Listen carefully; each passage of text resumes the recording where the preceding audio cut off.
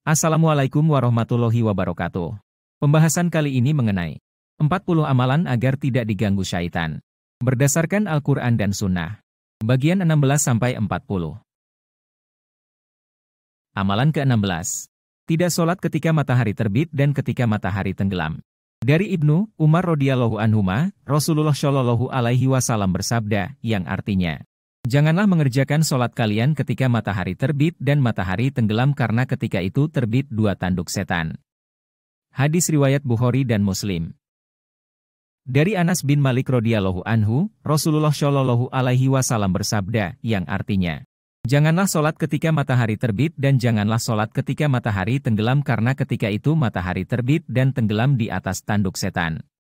Shalatlah di antara itu semau kamu. Hadis riwayat Abu Ya'la.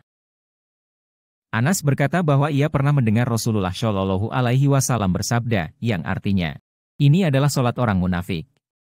Ia duduk hingga matahari berada antara dua tanduk setan. Lalu ia mengerjakan sholat asyar 4 rakaat dengan cepatnya. Ia hanyalah mengingat Allah dalam waktu yang sedikit. Hadis riwayat Muslim. Amalan ke-17. Dari Utsman bin Affan radhiyallahu anhu, ia berkata, Rasulullah Shallallahu Alaihi Wasallam bersabda, yang artinya, tidaklah seorang hamba mengucapkan setiap pagi dari setiap harinya dan setiap petang dari setiap malamnya kalimat, dengan nama Allah yang dengan namanya tidak ada sesuatu pun yang membahayakan di bumi dan tidak juga di langit, dan Dialah yang maha mendengar lagi maha mengetahui, sebanyak 3 kali, maka tidak akan ada apapun yang membahayakannya. Hadis riwayat Abu Daud, Tirmidzi, dan Ibnu Majah. Amalan ke-18. Membaca surah Al-Ikhlas, Al-Falah, dan An-Nas. Dari Muadz bin Abdullah bin Hubaib, dari bapaknya ia berkata, pada malam hujan lagi gelap gulita kami keluar mencari Rasulullah Shallallahu Alaihi Wasallam untuk sholat bersama kami, lalu kami menemukannya. Beliau bersabda, apakah kalian telah sholat? Akan tetapi, sedikit pun aku tidak berkata-kata. Beliau bersabda, katakanlah. Akan tetapi, sedikit pun aku tidak berkata-kata. Beliau bersabda, katakanlah. Akan tetapi, sedikit pun aku tidak berkata-kata. Kemudian beliau bersabda, katakanlah. Hingga aku berkata, wahai Rasulullah, apa yang harus aku katakan? Rasulullah Shallallahu Alaihi Wasallam bersabda, katakanlah, surah Al-Ikhlas, surah Al-Falah dan An-Nas, ketika sore dan pagi sebanyak 3 kali, maka dengan ayat-ayat ini akan mencukupkanmu, menjagamu, dari segala keburukan. Hadis riwayat Abu Daud dan An-Nasai. Amalan ke-19. Sholat duha 4 rakaat. Dari Nuaim bin Hamar al-Ghatafani radhiyallahu anhu, Rasulullah Shallallahu Alaihi Wasallam bersabda, yang artinya, Allah Tabaraka wa Ta'ala berfirman, wahai anak Adam, syaratlah untukku sebanyak 4 rakaat pada awal siang, maka itu akan mencukupimu di akhir siang. Hadis riwayat Ahmad, Abu Daud, Tirmidzi dan Ad-Darimi. Amalan ke-20. Meminta perlindungan untuk anak kecil. Istri, Imran ketika melahirkan Maryam, ia berkata sebagaimana disebutkan dalam Al-Quran Surat Ali Imran ayat 36, yang artinya, dan aku mohon perlindungan untuknya serta anak-anak keturunannya kepada pemeliharaan engkau daripada setan yang terkutuk. Dari Ibnu Abbas radhiyallahu anhuma, ia berkata, Nabi Shallallahu Alaihi Wasallam meminta perlindungan untuk Al-Hasan dan Al-Husain dengan berkata, sesungguhnya bapak, nenek moyang, kalian berdua biasa meminta perlindungan pada Ismail dan Ishak dengan bacaan, yang artinya, aku berlindung dengan kalimat-kalimat Allah yang telah sempurna dari godaan setan, binatang beracun dan dari pengaruh, ain yang buruk. Hadis riwayat Bukhari. Amalan ke-21. Menjaga diri dari tempat-tempat syubhat yang mengundang kecurigaan. Dari Ummul Mukminin Syafi'ah binti Huyai bin Akhtab radhiyallahu anha, ia berkata, Rasulullah Shallallahu Alaihi Wasallam pernah beriktikaf di masjid, lantas aku mengunjungi beliau pada malam hari lalu berbincang-bincang dengan beliau, lalu aku berdiri. Kemudian Nabi Shallallahu Alaihi Wasallam mengantarkanku pulang ke rumah. Rumah Syafi'ah ketika itu di rumah Usamah bin Yazid. Ketika mengantarkan pulang, lewatlah 2 orang Ansyar di jalan. 2 orang Ansyar itu memandang Nabi Shallallahu Alaihi Wasallam dengan penuh curiga. Kemudian mereka bergegas melewati Nabi Shallallahu Alaihi Wasallam. Nabi Shallallahu Alaihi Wasallam pun berkata, tak perlu curiga seperti itu, ini adalah istriku Syafiah binti Huyai. Mereka berdua pun mengatakan, Subhanallah, wahai Rasulullah. Nabi Shallallahu Alaihi Wasallam pun bersabda, sesungguhnya setan mengalir dalam diri manusia melalui pembuluh darahnya. Aku benar-benar khawatir ada sesuatu prasangka jelek yang ada dalam diri kalian berdua. Hadis riwayat Bukhari dan Muslim. Hadis ini berisi perintah untuk menjaga diri dari tempat yang mengundang kecurigaan orang lain. Sebagian ulama mengatakan bahwa kedua orang Ansyar ini bisa saja kafir karena tuduhan mereka. Akan tetapi, Nabi Shallallahu Alaihi Wasallam ingin mengajarkan umatnya. Intinya, para ulama dan yang menjadi pengikut mereka tidak boleh melakukan sesuatu yang mengundang prasangka jelek pada mereka. Walaupun di situ bisa ada jalan keluar dengan memberikan penjelasan, membantah tuduhan tadi. Akan tetapi, kecurigaan seperti ini akan membuat keengganan mengambil ilmu dari mereka. Amalan ke-22. Meninggalkan an-najwa, bisik-bisik. Allah Ta'ala berfirman dalam surat Al-Mujadalah ayat 10 yang artinya, sesungguhnya pembicaraan rahasia itu adalah dari setan, supaya orang-orang yang beriman itu berduka cita, sedang pembicaraan itu tiadalah memberi mudarat sedikit pun kepada mereka, kecuali dengan izin Allah dan kepada Allah lah hendaknya orang-orang yang beriman bertawakal. Dari Abdullah bin Mas'ud radhiyallahu anhu, ia berkata bahwa Rasulullah Shallallahu Alaihi Wasallam bersabda, yang artinya, jika kalian bertiga, janganlah dua orang berbisik-bisik tanpa mengajak yang ketiga karena yang tidak diajak akan merasa sedih. Hadis riwayat Bukhari dan Muslim. Amalan ke-23. Jangan mendoakan hina kepada orang lain yang terjerumus dalam maksiat. Dari Abu Hurairah radhiyallahu, Nabi Shallallahu Alaihi Wasallam bersabda mengenai orang yang minum khamr, beliau perintahkan pada para sahabat untuk memukulnya. Abu Hurairah radhiyallahu anhu berkata bahwa di antara para sahabat ada yang memukul dengan tangannya, ada yang memukul dengan sandalnya, ada yang memukul dengan pakaiannya. Ketika telah selesai, Nabi Shallallahu Alaihi Wasallam bersabda, yang artinya, janganlah mengatakan demikian. Janganlah engkau menjadi penolong setan untuk mencelakakannya. Hadis riwayat Bukhari. Dalam riwayat Ahmad, lafaznya adalah, yang artinya, janganlah mengatakan demikian. Janganlah kalian menjadi penolong setan untuk mencelakakan saudara kalian. Hendaklah kalian mengucapkan, semoga Allah merahmatimu. Hadis riwayat Ahmad. Amalan ke-24. Meninggalkan perkataan, seandainya, yang disertai dengan penentangan pada takdir Allah. Dari Abu Hurairah radhiyallahu anhu, ia berkata bahwa Rasulullah Shallallahu Alaihi Wasallam bersabda, yang artinya, mukmin yang kuat, yang semangat menggapai akhirat, lebih baik dan lebih dicintai oleh Allah dibanding dengan mukmin yang lemah imannya. Namun, setiap mereka yang beriman itu baik. Bersemangatlah dalam hal yang bermanfaat untukmu, minta tolonglah kepada Allah, dan janganlah malas, dalam melakukan ketaatan maupun dalam meminta tolong kepada Allah. Jika ada sesuatu yang menimpamu, janganlah mengatakan, andai terjadi seperti ini dan seperti itu. Akan tetapi, ucapkanlah, ini semua sudah menjadi takdir Allah dan apa yang Allah kehendaki pasti terjadi. Karena ucapan lo, seandainya, hanya akan membuka pintu setan untuk menentang takdir. Hadis riwayat Muslim. Amalan ke-25. Meminta perlindungan kepada Allah ketika datang was-was setan yang ingin mengingkari adanya Allah.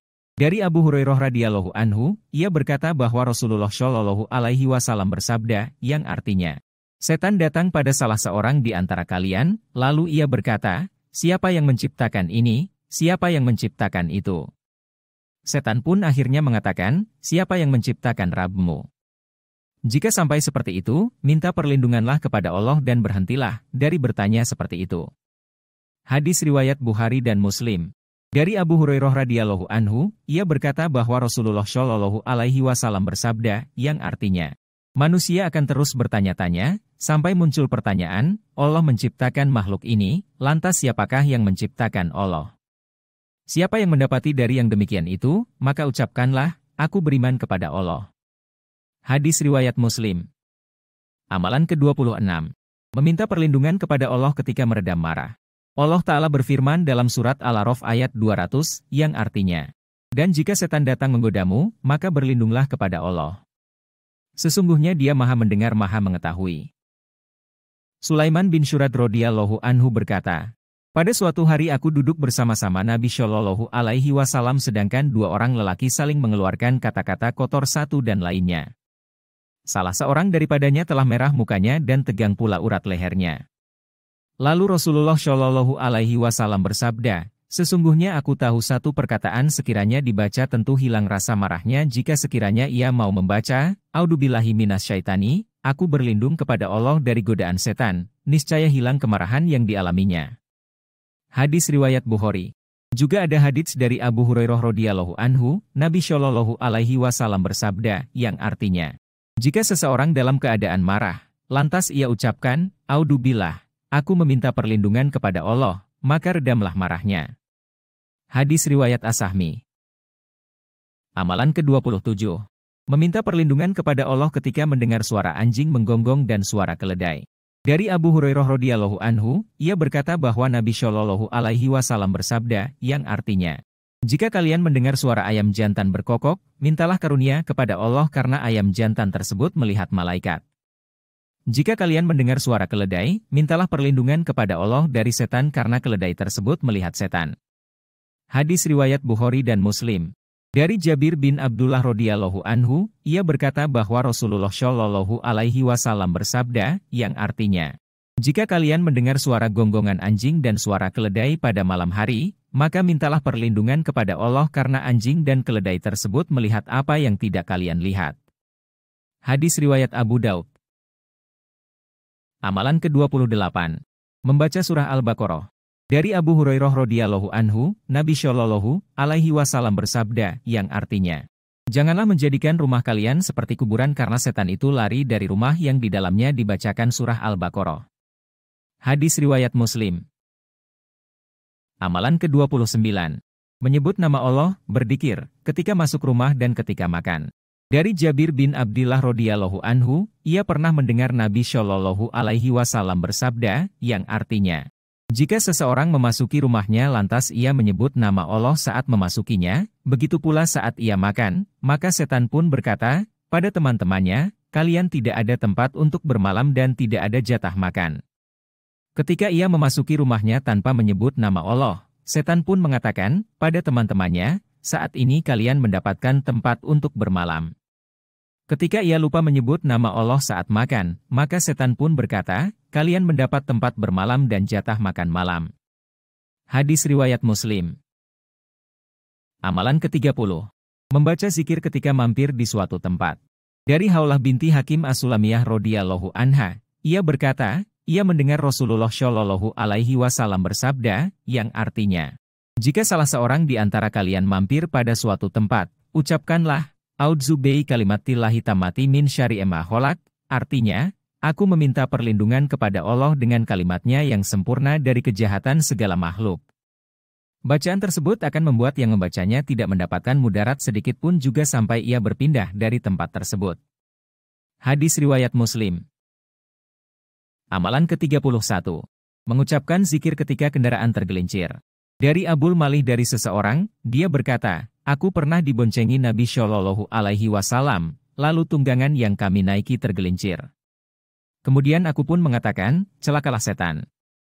Namun, Nabi Shallallahu Alaihi Wasallam menyanggah ucapanku tadi, beliau berkata, yang artinya, janganlah engkau ucapkan, celakalah setan, karena jika engkau mengucapkan demikian, setan akan semakin besar seperti rumah. Lalu setan pun dengan sombongnya mengatakan, itu semua terjadi karena kekuatanku. Akan tetapi, yang tepat ucapkanlah, Bismillah. Jika engkau mengatakan seperti ini, setan akan semakin kecil sampai-sampai dia akan seperti lalat. Hadis riwayat Abu Daud. Amalan ke-32. Menahan mulut ketika menguap. Dari Abu Hurairah radhiyallahu anhu, Nabi Shallallahu Alaihi Wasallam bersabda, yang artinya, sesungguhnya Allah menyukai bersin dan membenci menguap. Maka, apabila salah seorang di antara kalian bersin dan memuji Allah, maka wajib bagi setiap orang muslim yang mendengarnya untuk mengucapkan, Yarhamukallah, artinya, semoga Allah merahmatimu. Adapun menguap, maka itu adalah dari setan. Apabila salah seorang di antara kalian menguap, hendaklah ia menahannya semampu mungkin. Karena, jika salah seorang di antara kalian menguap maka setan tertawa karenanya. Hadis riwayat Bukhari. Amalan ke-33.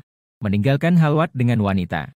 Dari Umar bin Al-Khattab radhiyallahu anhu, Rasulullah shallallahu alaihi wasallam bersabda, yang artinya, salah seorang di antara kalian tidaklah boleh berhalwat, berdua-duaan, dengan seorang wanita karena yang ketiga adalah setan. Hadis riwayat Ahmad. Amalan ke-34. Membaca doa ketika hubungan intim. Dari Ibnu Abbas radhiyallahu anhuma, ia berkata bahwa Rasulullah shallallahu alaihi wasallam bersabda, yang artinya, jika salah seorang dari kalian, yaitu suami, ingin berhubungan intim dengan istrinya, lalu ia membaca doa dengan menyebut nama Allah, ya Allah jauhkanlah kami dari gangguan setan dan jauhkanlah setan dari rezeki yang Engkau anugerahkan kepada kami. Kemudian jika Allah menakdirkan lahirnya anak dari hubungan intim tersebut, maka setan tidak akan bisa mencelakakan anak tersebut selamanya. Hadis riwayat Bukhari dan Muslim. Amalan ke-35. Membaca dua ayat terakhir dari surah Al-Baqarah. Disebutkan dalam hadits dari Abu Mas'ud Al-Badri radhiyallahu anhu bahwasanya Nabi Shallallahu alaihi wasallam bersabda, yang artinya, siapa yang membaca dua ayat terakhir dari surah Al-Baqarah pada malam hari, maka ia akan diberi kecukupan. Hadis riwayat Bukhari dan Muslim. Dan dari An-Nu'man bin Bashir radhiyallahu anhuma, Nabi Shallallahu alaihi wasallam bersabda, yang artinya, sesungguhnya Allah Tabaraka wa Ta'ala menulis catatan takdir 2000 tahun sebelum penciptaan langit dan bumi. Allah menurunkan dua ayat terakhir dari surah Al-Baqarah. Dua ayat tersebut bila dibaca akan membuat setan tidak bisa mendekat selama 3 malam. Hadis riwayat Al-Hakim. Amalan ke-36. Membaca surah Al-Ikhlas, Al-Falaq, An-Nas, dan ayat kursi ketika hendak tidur. Dari Aisyah radhiyallahu anha, ia berkata, Rasulullah shallallahu alaihi wasallam apabila akan tidur, beliau meniup di kedua tangannya, membaca surah Al-Ikhlas, Al-Falaq, dan An-Nas, lalu mengusapkan kedua tangannya pada tubuhnya. Hadis riwayat Bukhari dan Muslim. Dalam riwayat lain oleh Bukhari dan Muslim disebutkan, Nabi Shallallahu alaihi wasallam apabila menghampiri tempat tidurnya, beliau menyatukan kedua telapak tangannya kemudian meniupnya, lalu membacakan pada kedua tangannya tadi, Qul huwallahu ahad, Qul a'udzu birabbil falaq, Qul a'udzu birabbin nas. Kemudian beliau mengusapkan kedua telapak tangannya ke seluruh tubuhnya yang dapat ia jangkau. Beliau mulai dari kepala, wajah, dan bagian depan tubuhnya. Beliau melakukan itu 3 kali. Hadis riwayat Bukhari dan Muslim. Amalan ke-37. Menjaga diri saat mimpi. Dari Abu Sa'id Al-Khudri radhiyallahu anhu, Nabi Shallallahu alaihi wasallam bersabda, yang artinya, apabila salah seorang di antara kalian bermimpi sesuatu yang disukainya, bahwasanya mimpi itu berasal dari Allah, maka pujilah Allah karenanya, dan ceritakanlah hal itu. Di dalam riwayat lain disebutkan, maka janganlah ia menceritakan mimpinya kecuali kepada orang yang menyukainya. Dan apabila ia bermimpi sesuatu yang tidak ia sukai, bahwasanya mimpi itu berasal dari setan, maka mintalah perlindungan dari kejelekannya dan janganlah ia menceritakan mimpi buruk tadi kepada siapapun, niscaya mimpi itu tidak akan membahayakannya. Hadis riwayat Bukhari. Amalan ke-38. Meminta perlindungan dari dikuasai setan ketika akan meninggal dunia. Dari Abu Yas radhiyallahu anhu, ia berkata bahwa Rasulullah shallallahu alaihi wasallam biasa membaca, yang artinya, ya Allah, sesungguhnya aku berlindung kepadamu dari kebinasaan, terjatuh, kehancuran, tertimpa sesuatu, tenggelam, kebakaran, dan aku berlindung kepadamu dari dirasuki setan pada saat mati, dan aku berlindung kepadamu dari mati dalam keadaan berpaling dari jalanmu, dan aku berlindung kepadamu dari mati dalam keadaan tersengat. Hadis riwayat An-Nasai. Amalan ke-39. Mengikuti petunjuk Nabi Shallallahu alaihi wasallam ketika diganggu saat sholat. Dari Abdullah bin Mas'ud radhiyallahu anhu, ia berkata, janganlah salah seorang di antara kalian menjadikan setan sesuatu dari syalatnya, di mana ia berpendapat bahwa yang benar padanya adalah tidak berpaling kecuali dari sebelah kanannya. Sungguh, aku telah melihat Nabi Shallallahu alaihi wasallam kebanyakan berpaling dari arah kiri, setelah sholat. Hadis riwayat Bukhari dan Muslim. Amalan ke-40. Menahan pandangan, tidak banyak bicara, tidak banyak makan, dan kurangi banyak bergaul dengan manusia. Imam Ibnul Qayyim rahimahullah berkata, hendaknya menahan diri dari pandangan yang tak bisa terjaga, banyak bicara, banyak makan, dan banyak bergaul. Hal-hal ini merupakan 4 pintu setan dalam menguasai manusia dan jalan setan mencapai tujuannya.